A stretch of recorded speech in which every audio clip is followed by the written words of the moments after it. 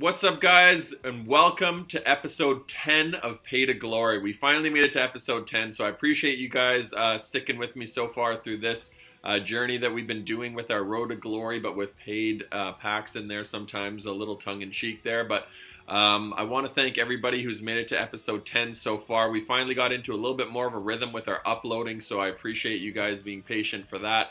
3 days in a row, if you can believe that. Pat myself on the back for 3 days in a row, but I am going to try to get these going more regular basis so you guys aren't waiting a really long time and we can get some momentum going with it. So as we start the video, if you guys could leave a like down below on the video, I really appreciate that. Leave any comments you have down in the comments section, and if you haven't already subscribed to the channel, I appreciate you guys supporting it. So with that out of the way, we're starting the video here. We got some gameplay, we got some packs, we got some SBC stuff. This is all from this week, so unlike our last couple of videos where we've had to kind of wait with some of the delays of some of the packs because it's been a couple weeks of just added footage just building up, this is actually from this week. So this is this week's marquee matchups. After Black Friday, as you guys can see, they've kind of changed up the packs a lot. They introduced a lot of new packs, so they put them into the marquee matchups. I don't know how much of a fan I was of these packs. They're like, some of them are okay, some of them aren't really that great. Like the small gold 6-player pack, I think one of them silver, but they're all rare. Like, I don't know how I feel about those yet because I haven't really packed anything yet. So I don't know if that's maybe just me being biased because I haven't gotten anything good. But none of the reward packs, again, from the marquee matchups. I sound like a bit of a broken record because I don't necessarily always recommend doing them, but at the same time I'm hypocritical because I have been doing them. But I guess I've only been doing them because I've got some surplus of players in the club. And if I was a little bit, if I was trying to do this for free, for example, I don't know if I would actually be making this investment because the marquee matchups aren't necessarily something that really pay out. So I've just been doing it, but as you guys can see from my rewards, use that as motivation to try to stay away from them. I mean, Lucas Podolski goes for what, like 1,500 coins, and that was one of the best players I got in the entire pack run here. As you guys can see, they're kind of trash. So to do an entire SBC, I mean, you're basically putting at least one rare into the actual SBC usually, if not 3 or 4 of them sometimes, or 5. And then you have to put basically all golds or like some expensive silvers because the silvers are going usually pretty high on the market because people want to do them in order to complete the marquee matchup. So it's this vicious cycle.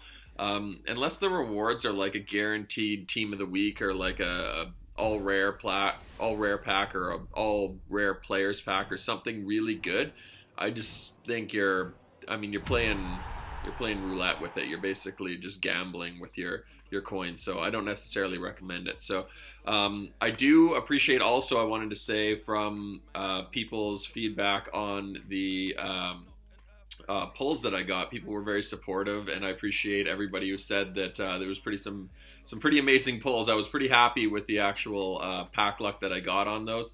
I still can't believe that I pulled that many players right in a row.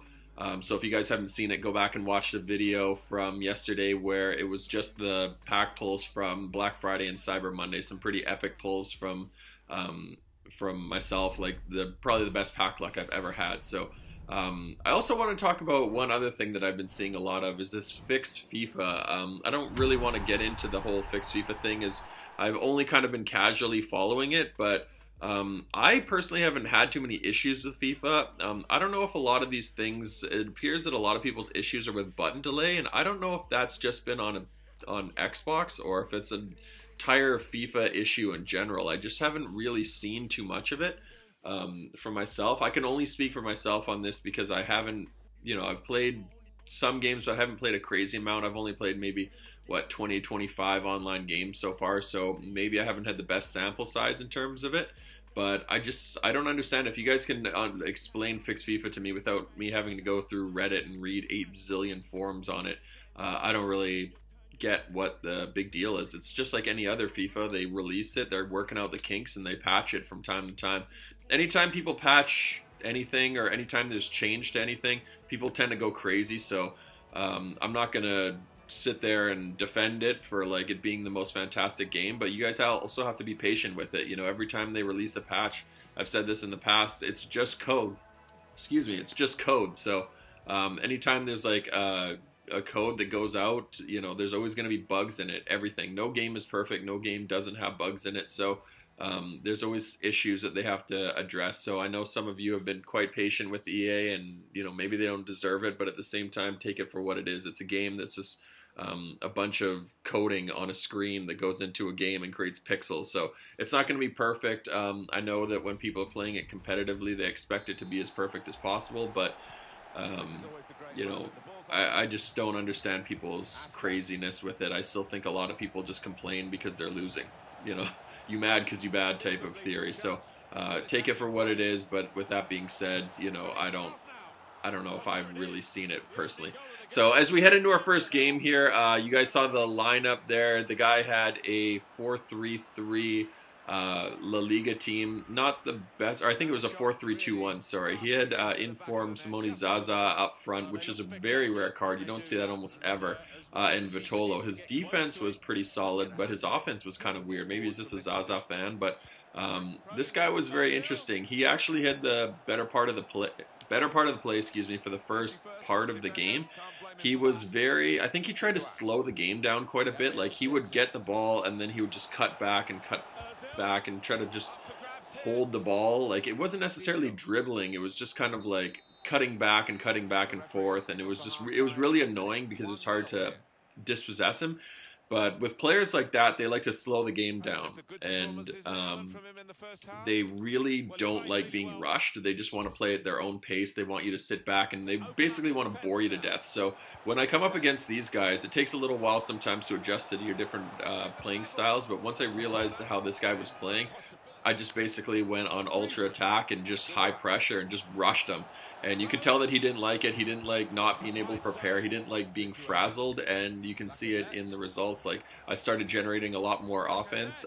He went into the half 1-0 up, but we do get a little lucky there with Lacazette. But I was starting to pressure him for the first maybe half hour of the game.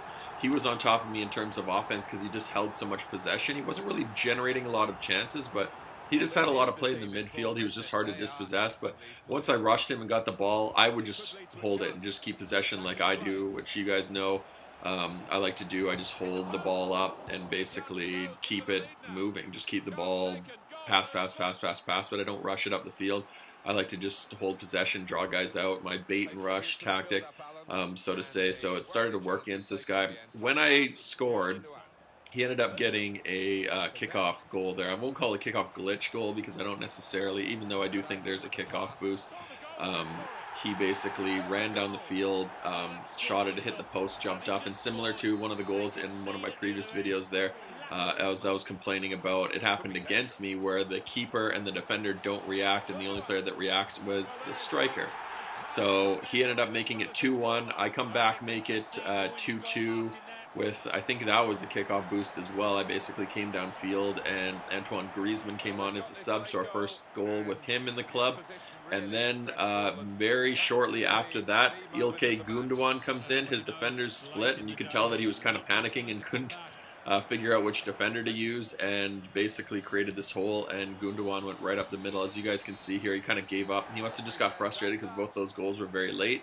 And he didn't stop playing, but he was like, it was almost like he was putting the controller down, or I don't know what he was doing. Maybe he was trying to type me a message or something like that. But ended up winning 3-2. A very tight game, could have went either way, but offensively, I thought I was much better in the second half than I was in the first half. And like I said, once I figured out how to play against this guy, just basically put him under a lot of pressure, and he started giving the ball away a lot more. So learning to adapt to other guys' playing styles, but also being patient with your play. So don't get frazzled, don't give up, and that sounds really cheesy to say, but it is really. You have to just keep going and just keep attacking guys. Just keep going, like, kind of play your game, but just keep getting at them offensively. And I've said a million times, playing ultra attacking creates so many problems for your defenders.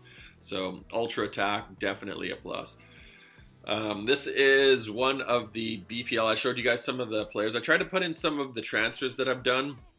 A lot of that was surplus from Black Friday, guys that I had duplicates of that just came in those jumbo rare player packs. You'd get the same players over and over again, like Ziyech or whatever from Ajax, and Zamali or whatever. I think he was a player who plays for like Montreal Impact. I got him about 12 times. just the same guys, Jermaine Defoe, over and over, like the lower rated golds. You have like I probably packed some of these guys 5 or 6 times. But the second pack here, I decided to do one more of those BPL premium ones before they went out, just because I told you in the last video previously I want to do the BPL League SBC when that comes out, so I'm just trying to stockpile that. So I didn't care if I really packed Eden Hazard or anybody, because all I was trying to do was fill up my club with guys. So this is the team that we ended up changing to. So I'm going to go forward with this team. Basically a way to work Antoine Griezmann into the team. We had to go get Koke, had to go get Felipe Luis, and basically create a Atletico Madrid squad down that left-hand side. So I'm much happier with that team. Sorry, you guys have to kind of see it behind the searching options there, but Mesut Ozil, Lacazette, Gundogan, Bakayoko. So keeping the crux of the BPL team, but that left-hand side is going to be Atletico Madrid. So so far I've been really impressed with all 3 of them. I've really liked, Griezmann's actually probably been, I dare say, the most disappointing. He's just really weak on the ball, but I'm hoping he'll turn it up. I'm going to be patient with him. And then Koke and Felipe Luis have been fantastic. So as we head into the second game here, we come up against this guy. He had a Bundesliga team here. No one crazy. He was using a false 9 formation. And you're not going to see a lot of gameplay here, because what happens was, you'll see it in a minute here, but my gameplay actually shut out, or just disconnected. I wasn't sure what the heck was going on. It was very frustrating, but I had never had any connectivity issues, at least within the last 2 years. I never drop out. I got a really solid connection. I did at my previous, house as well, and then this one, I've been in this location for about 2.5 years, never had an issue with disconnects. I don't even know if I have disconnected, to be honest with you. So this game lasted maybe, 2 minutes or something like that, and then it basically just kind of cut out. You could tell this guy was going to be a good player too, because he was actually reading the game really well. But as you see there, just lost connection to the EA server. So I thought at first, I was like, oh my god, is this an EA issue? Like, what's going on? But we end up going into a second game against, was that Busta Shots or whatever his name was there. And we end up having the same issue again. So I apologize for spoiling the gameplay or what happens here. But I was actually up 1-0 in this game, so it was very frustrating. And I had to figure out what the heck was going wrong. So this guy had a BPL team. No one crazy. Danny Rose, Smalling, Koscielny, Bellerin, solid backline. But, Dembele's okay in the midfield. Vardy's decent. I've been using him as a sub. But the rest of the team very kind of average. Sigurdsson, Javier Hernandez. No one's super crazy, but I lost connection again in this game, so it was very frustrating, because that's 2 losses on the bounce. So I don't know if you guys saw it in the main menus, or if I even included that, but those were losses 2 and 3 for me, and neither of them were deserved, because they're both just disconnects. Unfortunately, I went online, tried to figure out if this was an EA issue, but it didn't look like anyone else was having these connectivity issues. So I just decided to stop playing after this second game, which was annoying because I was up 1-0. Felipe Luis getting his first for the club. But it ends up dropping out, and I take losses 2 and 3, and then I believe it was just my issue. It was just a connectivity. I don't know what happened, if my Wi-Fi dropped out or what happened, but I decided to stop playing, and then I will come back on in a little bit and play the rest of my games. I think I played another 3 games after this, but I was so frustrated with it, because yesterday morning when I was on playing, I'm just like, I had a really good record. A lot of it was offline, but even my online record with seasons has been fantastic. I only have 1 loss so far this entire year, and that was one seasons game where I played earlier in an episode, which you guys probably saw, because I try to include every single online game I play. But those 2 losses are gonna really eke me, because now I'm sitting at 3 losses, and I just look at them and I just think like 2 of them aren't even deserved. So we do finally come into a game that is going to complete the entire game here. This is another 4-3-3. A lot of people have been using that formation. And he has got a BPL team, a very different team, one that you don't see too much. You don't see too much of Antonio anymore. Xherdan Shaqiri, Choupo-Moting, very rare to see Choupo-Moting. But this guy actually used Choupo-Moting really well. The scoreline doesn't really reflect it too much, unfortunately for him, but he wasn't too bad a player. He just got a little unlucky. This goal was actually one that I'm not that proud of. As you guys will see in the replay, the way the players are reacting, I think I just overwhelmed them with passing. It wasn't even really that skilled. It was just kind of like ping pong passing. So bing, bing, bing, and it just kind of caught his defenders running the wrong way. And I got a little lucky there with the shot, but it was, yeah, I wasn't really that happy with that. That would have been a goal that I would have been annoyed conceding because it was just players getting mixed up. This one a little bit better. I went around him with Felipe Luis and then a low driven near post. So that one required a little bit more skill, so I was happy with that. Felipe Luis has been fantastic. I originally got him just because I needed the connection with Koke. The annoying part with him is because he's 85 rated and people are clearly using him for the Icon SBCs, his price is way up there. It was like almost 20k. I think it cost me like 19.5 to get him. So way more than I was expecting. I wasn't really thinking about the fact that people were using him for that SBC. But he's worth the money. He's a great left back. He's got 79 pace, so I was almost worried. I was like, oh, is that going to be a little too slow? But he gets up in the attack really well. 2 games, 2 goals. I mean, I don't know if that first one counted because it disconnected, but you know, he attacks really well. He gets forward. As you guys can see here, he creates another opportunity there for Antoine Griezmann. Excuse me, he scores with his right foot. So again, a little bit, another one of those kind of cheesy goals. I didn't actually really react to Antoine Griezmann getting the ball as quickly as I should, but his defender just didn't react. So you can see here that ball, I meant to do that, but when I took the pass from Griezmann, he just happened to open up inside. So I'm not going to not take the goal, but with that being said, I wish that required a little bit of skill in order to avoid the defender. I really probably should have been tackled there, but I'll be the first person to admit that. I try to be honest with it. And, you know, I didn't think that was really that deserved, especially considering he took it with his right foot, as if his right foot, you know, isn't a foot. But, you know, he really shouldn't have probably had that opportunity. But, you know, a goal's a goal, and it went up 3-0. And then this fourth one, I was really proud of this one. This is one that required a lot more skill from my part. Basically went around him with the ball roll, cut inside, kind of zigzag through, and then a little finesse shot into the corner. That was a lot more satisfying. I felt a lot better about that goal. But we end up finishing 5-0 here because I don't know what he was doing on this one, but Griezmann's through. Griezmann's not going to miss that. Low driven. A little bit more central than I would have liked, but considering it was the 90th minute, I think they probably gave me a little bit of a bonus there. So like I said, Antoine Griezmann hasn't been fantastic. My sample size with him has only been a couple games, so like I said, I'm going to be patient with him.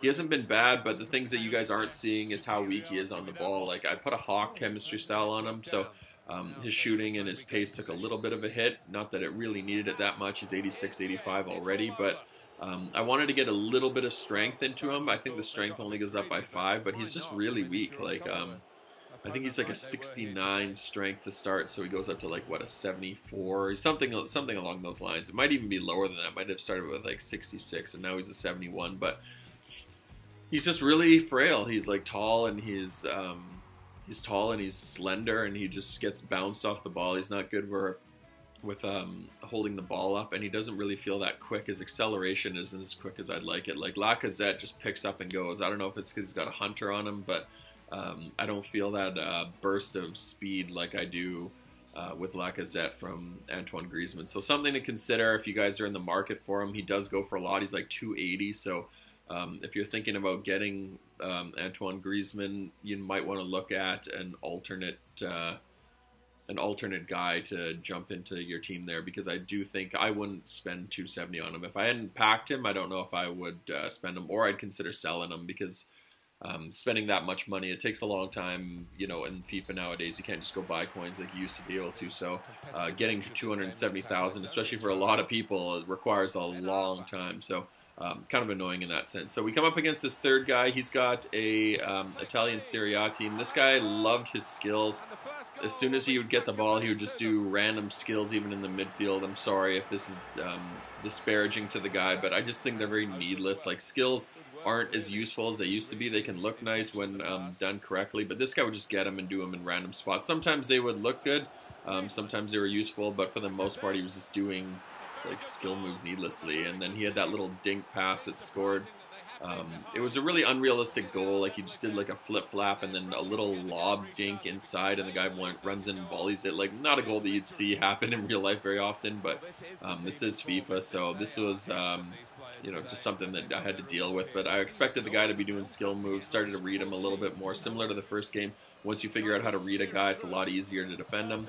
And then we get one back with Alexander Lacazette on that low-driven shot. Nice little passing play into the striker, back to the cam, over to Lacazette in the low-driven shot. Lacazette, like I've said so many times, I know I sound butt-sucky, but he is just so good. Like, look at the acceleration on this play. He just bursts through the back line and then just low-driven bang, far post. Like, that is just him at his absolute finest. Just a guy that, I mean, he's worth every penny. Like 100K versus 280 for Griezmann. Like, I would take Lacazette 10 times out of 10. He's just so big, he's so strong, and he's so fast, and he's skilled. Like, he holds up the play well, he bursts in behind, he's got such good acceleration. Very, very good player. This game was actually quite tough, though. Even though I was up 2-1 at that point, I caught him on that counterattack to make it 2-1, but this game ended up being really tight. This guy really clogged up the midfield. So I needed to be a little sweaty here with this third goal. I don't necessarily want to have to do that, but I was just like, you know what, this guy could very easily make it 2-2, so I just need to get that third goal and get it out of the way.